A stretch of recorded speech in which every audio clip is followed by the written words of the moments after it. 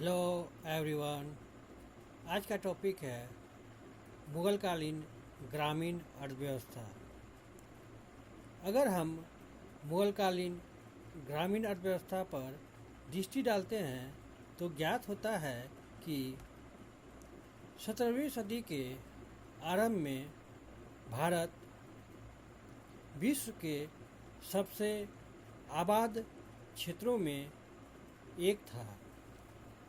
भारत के विस्तृत भूभाग, विभिन्न प्रकार की मिट्टियाँ और पर्यावरणीय स्थिति के कारण यहाँ कई प्रकार के कृषि उत्पादों का उत्पादन होता था। इनमें प्रथम था खाद्यान्न उत्पादन। यूरोप के विपरीत, जहाँ एक फसल पर आधारित कृषि अर्थव्यवस्था थी, भारत में दो फसलों पर आधारित कृषि अर्थव्यवस्था थी। उत्तर भारत की अधिकांश मौसमी फसलें दो प्रमुख फसल ऋतुओं खरीफ और रबी में उगाई जाती थी। कुछ किसान इनके बीच की लघु अवधि में फसलें उगाकर कभी कभी 3 फसलें भी उपजा लिया करते थे। बढ़ते हुए नगरीकरण तथा जनसंख्या वृद्धि के परिणामस्वरूप इस काल में खाद्यान्नों की मांग बढ़ी। उसी प्रकार इस काल में नकदी फसल के उत्पादन को भी प्रोत्साहन मिला। फारसी विवरणों में नकदी फसलों को जिनसे कामिल या जिनसे आला कहा जाता था। खाद्यान्न फसलों के विपरीत ये पूरे वर्ष खेतों में खड़ी रहती थी। 16वीं-17वीं शताब्दी की नकदी फसलों में गन्ना, कपास, नील और अफीम प्रमुख थे। एक नवीन नकदी फसल के रूप में पुर्तगाली तंबाकू को अपने साथ लाए थे। शीघ्र ही उसकी खेती देश के लगभग सभी भागों में होने लगी। ऐसा लगता है कि 17वीं शताब्दी के उत्तरार्ध में कॉफ़ी का उत्पादन शुरू हो गया था। बंगाल, असम, कश्मीर और पश्चिमी तटीय प्रदेशों में रेशम का उत्पादन होता था।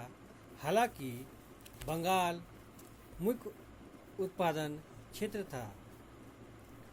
रेशम के कीड़ों का पालन बंगाल में 15वीं सदी से ही प्रारंभ हो चुका था। 17वीं सदी में एक नई फसल के रूप में मक्का का प्रचलन आरंभ हुआ। तंबाकू और मक्का नई दुनिया से लाई गई फसलें थीं।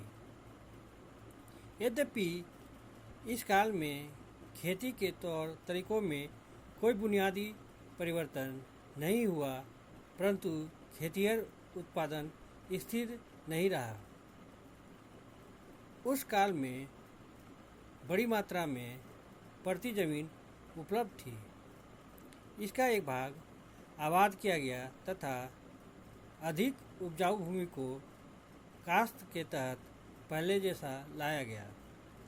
फसलों को बदल कर लगाना तथा बाजार की आवश्यकताओं के अनुरूप नकदी फसल की खेती करना इस युग की खास विशेषताएं हैं।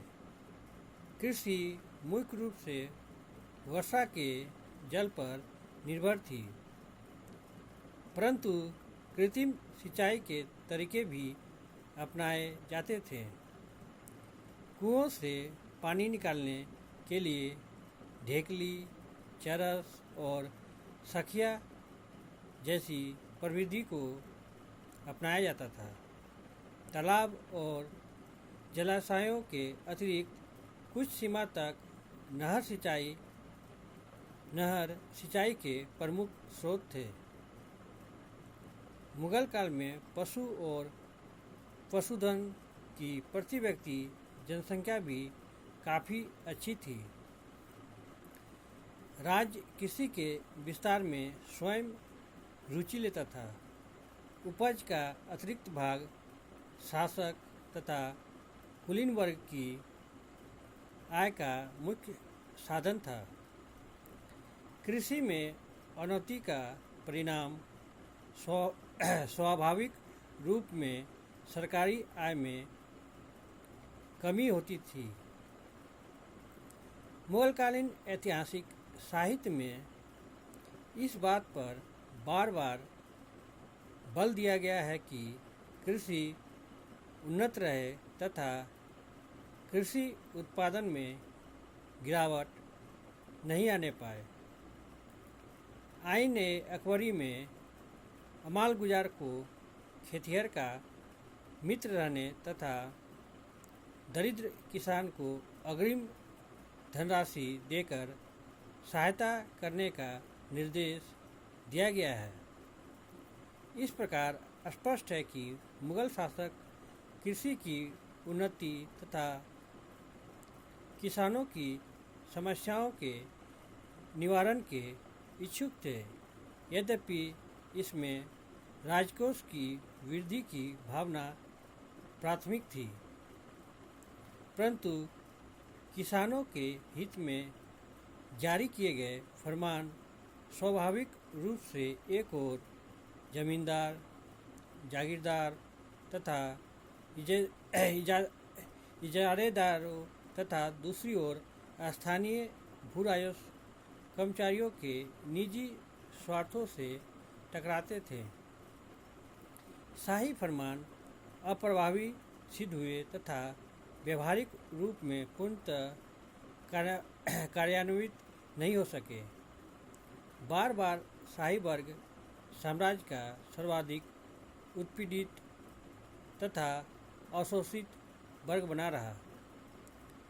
यद्यपि किसान अपने खेतों में उत्तम किस्म की खाद्यान्न फसलें तथा नकदी फसलें उपजाते थे, परंतु ये फसलें उनके स्वयं के प्रयोग के लिए नहीं होती थी, वरन भूराजस्व चुकाने के लिए होती थी। उनका अपना सामान्य भोजन तो मोटा अनाज ही था।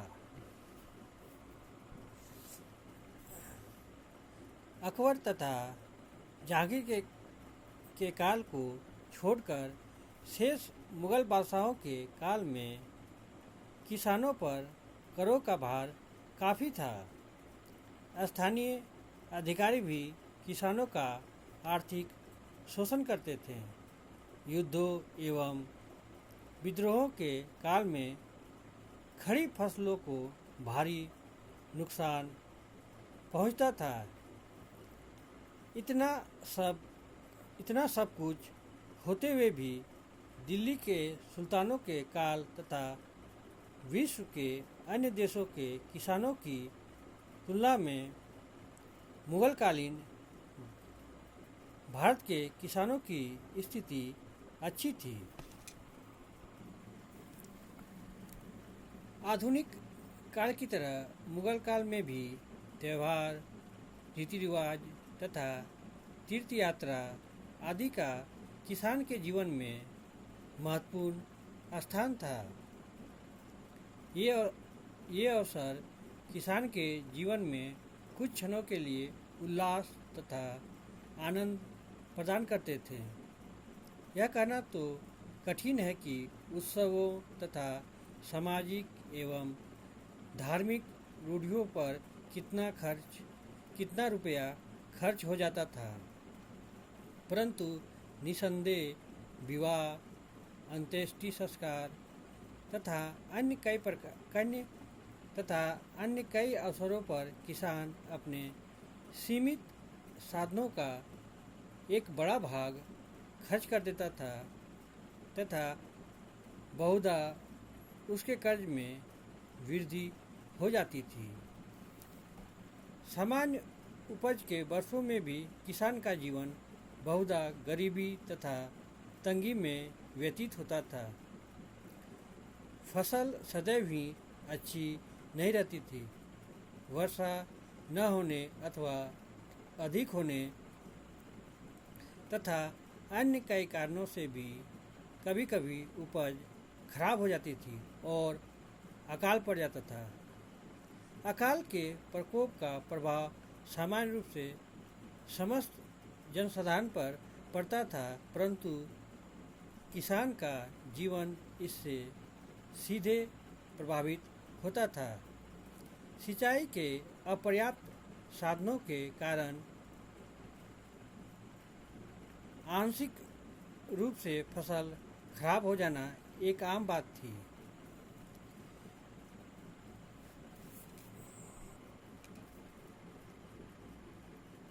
यद्यपि ऐसी अवस्था में कृषक वर्ग की कठिनाइयाँ तो बहुत कुछ बढ़ जाती थी, परंतु इन कठिनाइयों का सामना करने के लिए किसान प्रायः अनाज का स्टॉक सुरक्षित रखता था। सरकार भी लगान माफ करके तथा तकावी ऋण देकर राहत पहुंचाती थी, परंतु बड़े अकाल जो अधिक व्यापक होते थे तथा महामारी के साथ आते थे, बड़े घातक और प्रलयकारी सिद्ध होते थे। इनके प्रकोप से ग्रामीण अर्थव्यवस्था नष्ट हो जाती थी। इन्हीं शब्दों के साथ मैं इस टॉपिक को यहीं विराम देता हूँ। अगर आप लोग को इस टॉपिक संबंधित कोई भी प्रश्न पूछना हो तो आप कमेंट बॉक्स में जाके अपना प्रश्न पूछ सकते हैं। Thank you. जय हिंद।